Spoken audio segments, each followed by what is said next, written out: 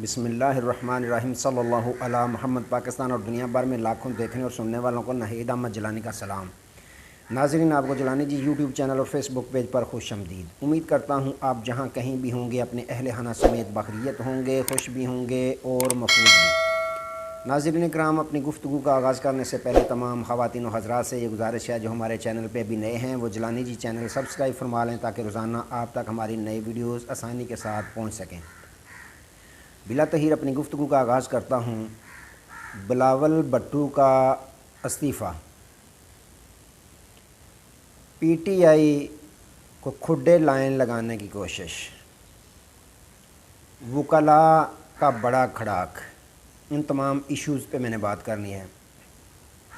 सबसे पहले तो बात करते हैं नाज़रीन इकराम, जो लायर कन्वेंशन हुआ लाहौर में, वकला का कन्वेंशन, उसमें वकला ने बहुत बड़ी बड़ी तकरीरें की।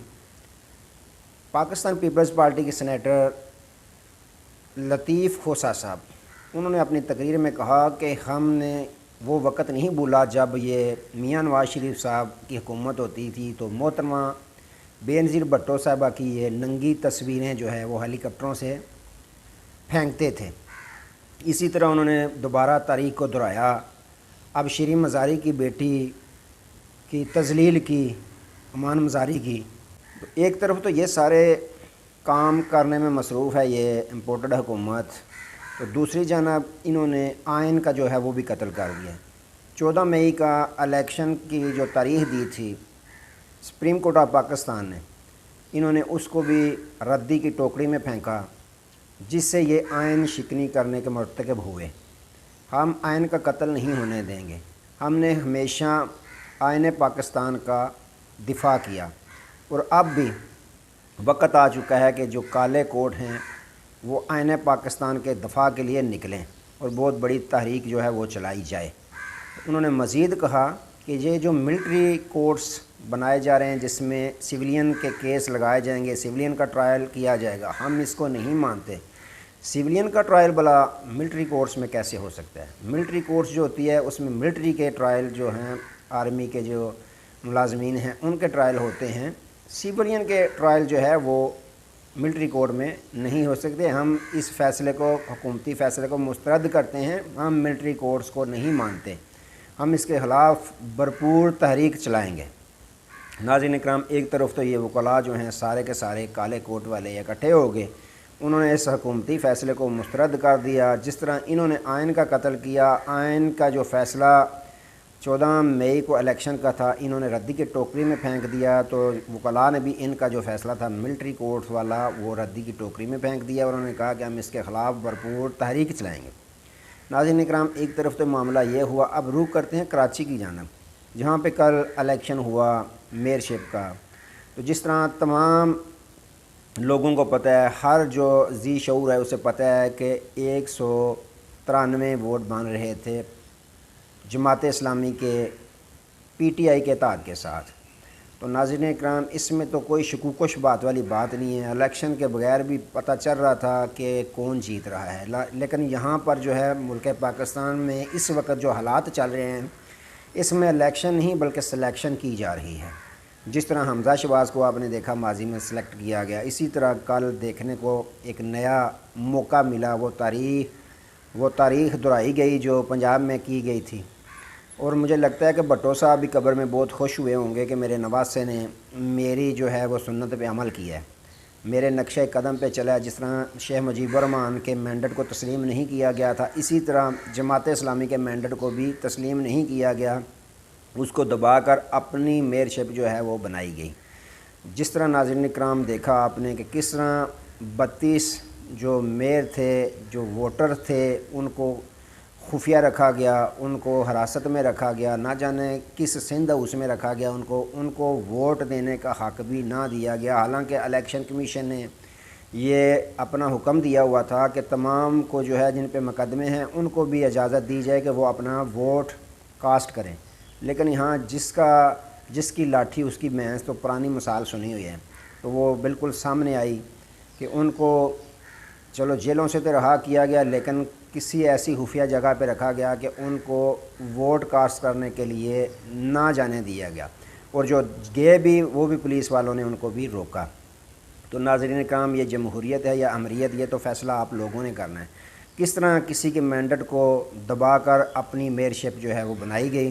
कहाँ गया नून लीग का बयानिया के वोट को इज़्ज़त दो, कहाँ गया जमहूरियत के दावेदार सदर जरदारी साहब जो हर वक्त कहते हैं कि हम जमहूरियत के साथ हैं, हम पार्लियामेंट की बालादस्ती को आला समझते हैं। किधर गई पार्लियामेंट, किधर गई उसकी बालादस्ती और किधर गई जमहूरियत।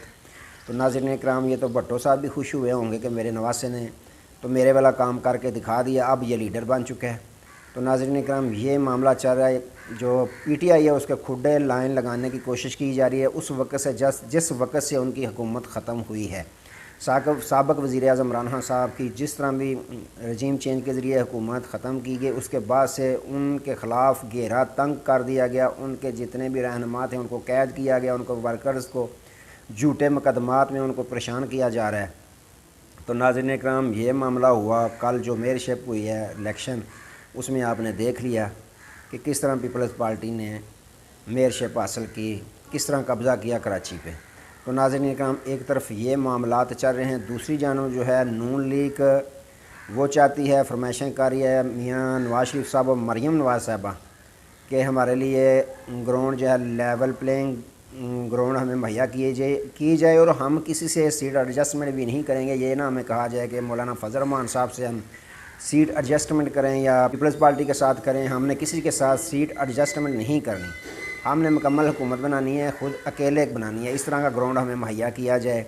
तो उनके मुतालबात बढ़ते जा रहे हैं। तो कुछ मुतालबात बहुत ज़्यादा उनके जो मुतालबात हैं वो तस्लीम भी कर लिए गए हैं, जिस तरह पकड़ दकड़ की जा रही है पाकिस्तान तहरीक इंसाफ के लोगों की।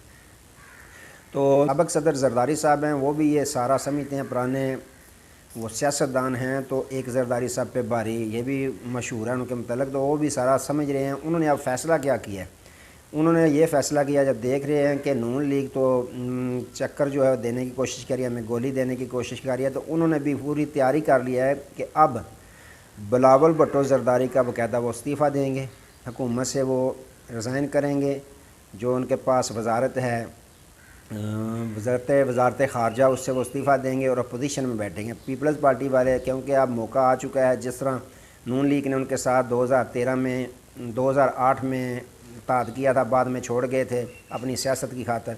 अब जैसे ही इलेक्शन नज़दीक आ रहे हैं, पीपल्स पार्टी ने भी छोड़ना है, तो उन्होंने बिलावल भुट्टो का फ़ैसला किया कि इस्तीफ़ा दें, इस्तीफ़ा देकर अपोजिशन लीडर बने। अपोजिशन लीडर बनने का नाज़रीन इकराम फ़ायदा क्या होता है, अब जरदारी साहब को इल्म है कि अब निगरान वज़ीर आज़म का भी फ़ैसला करना है। निगरान वज़ीर आज़म का फ़ैसला करता है अपोजिशन लीडर और वज़ीर आज़म दोनों इत्तेफाक राय से।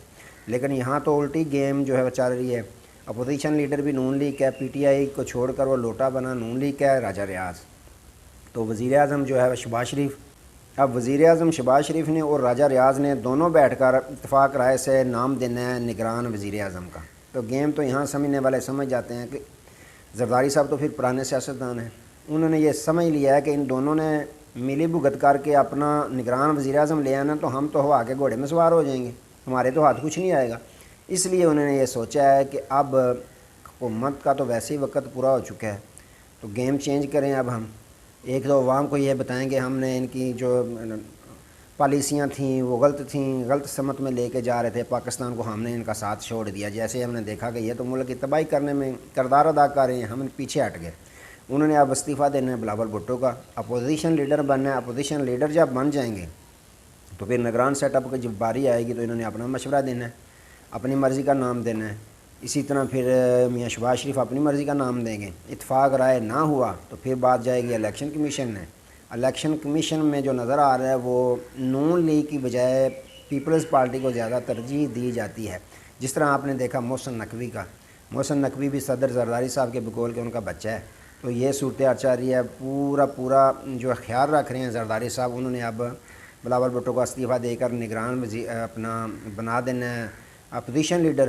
अपोजिशन लीडर जब बन जाएंगे तो फ़ैसला इत्तेफाक राय से ना हुआ तो इलेक्शन कमीशन में जाएगा। तो इलेक्शन कमीशन जो है वो फ़ैसला करेगा कि निगरान वज़ीर आज़म किसको बनाना है। तो नाज़रीन इकराम, ये चाल चल रहे हैं पीपल्स पार्टी वाले नून लीग के साथ, और नून लीग वाले पीपल्स पार्टी के साथ हाथ करने की कोशिश कर रहे हैं। दोनों एक दूसरे को दाल लगाने के चक्कर में हैं, दोनों एक दूसरे की टांगें खींचने के चक्कर में हैं। दोनों एक दूसरे को धक्का देने की कोशिश कर रहे हैं। लेकिन यहाँ पर अगर देखा जाए तो जो साबिक़ सदर आसफ़ ज़रदारी साहब हैं उनकी सियासत कामयाब जा रही है। वज़ारत उज़्मा उन्होंने नहीं ली, वज़ारत उज़्मा की कुर्सी पे उन्होंने मियाँ शहबाज शरीफ को बिठाया। अब शहबाज शरीफ साहब को लोग गालियाँ निकालते हैं कि महंगाई की है, तो उन्होंने की है। जो बजट हुआ नाज़रीन इकराम उसमें भी कोई गरीब लोगों के लिए कोई भी रिलीफ़ नहीं दिया गया। अलबत्ता जो उनको पाकिस्तान तहरीक इंसाफ ने रिलीफ़ दिया था सेहत कार्ड की सूरत में, तो इस इम्पोर्टेड हुकूमत ने मियाँ शहबाज शरीफ ने आइंदा जो 23 और 24 का बजट है उसमें उसके लिए कोई 1 रुपया भी नहीं रखा, क्योंकि वो तो गरीबों का फ़ायदा था। इन्होंने गरीबों को फ़ायदा नहीं दिया, सरकारी मुलाजमीन को फ़ायदा दिया है। गरीबों का फ़ायदा जो था वो इन्होंने ख़त्म कर दिया सेहत कार्ड, उसके लिए इन्होंने कोई बजट में पैसा नहीं रखा। तो कामयाब सियासत जारी है। इस साबिक़ सदर आसफ़ ज़रदारी साहब की सियासत कामयाब जारी है जब तक ये हुकूमत चल रही है। तो नाज़रीन इकराम ये मामला ये चाह रहे हैं मुल्क पाकिस्तान में। अल्लाह ताला मुल्क पाकिस्तान की खैर फरमाए, अल्लाह ताला हम सब की खैर फरमाए। दोबारा नए मौजू के साथ आपकी खिदमत में हाज़िर होंगे, तब तक के लिए इजाज़त दीजिए। अपना बहुत सारा ख्याल रखें और अपने इस चैनल का भी। अल्लाह हाफ़िज़।